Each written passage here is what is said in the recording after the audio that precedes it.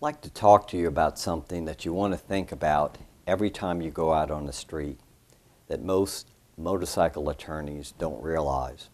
And we've learned this through doing countless focus groups and jury research.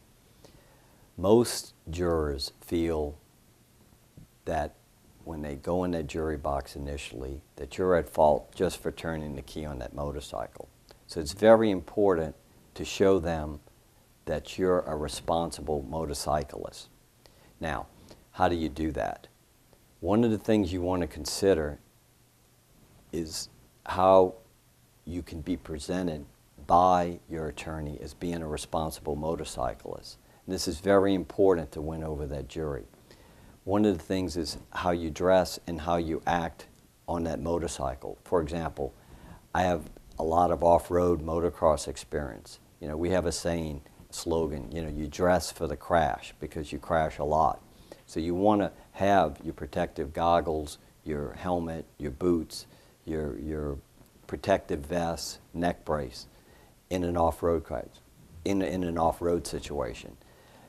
Now, on the street, it's the same thing. You want to be able to have your attorney present that you are a responsible motorcyclist. The average person thinks of a motorcyclist as a person that's on what is known as a sport bike or crotch rocket. That's who they think the average motorcyclist is, which isn't true, but that's what they identify with. And they think that those drivers are reckless because they've seen a person on a sport bike or crotch rocket act reckless. So what you want to do and enable your attorney to do is show that you're responsible by how you dress, how you act in that motorcycle. So let's talk about a couple of things that you can do, 10 things, to enhance your perception by that jury. One, you should always wear a DOT-approved helmet, whether it's required by law or not. It's very difficult to win a motorcycle case if you're not wearing a helmet and it's not DOT-approved helmet. The other thing you want to do is point out that you wear adequate protective gear. For example, you wear boots, you wear gloves to protect you in the event of an accident. Rider condition. You want to be able to show that you're not impaired by medication or by drugs or by alcohol. It's when a lot of people don't realize, motorcyclists, when you go in an ambulance and then you go to that hospital, normally they will do tests on you, urine and blood tests, to test for drugs in your system. Makes it more difficult to win your case if that motorcycle is impaired by drugs or alcohol. Visibility to motorists. You want to do things to enhance that visibility. For example, in your clothing, wearing visible clothing, and being able to have your attorney point that out to the jury. Also, your use of light, which should automatically turn on your headlight, but use of your turn signals properly is very important to be able to point that out, that motorist should have seen you, because the defense is that the motorist simply could not see you for some reason. Driving record. What's your driving record? If you have a good driving record, that will enhance your perception to the jury that you are a responsible person and do not deserve the substantial harm and damages that you've suffered. License endorsement for motorcyclists. You want to make sure that before you go on the street, you have your license and you have a motorcycle endorsement. Now, going with that, it's important. What training do you have?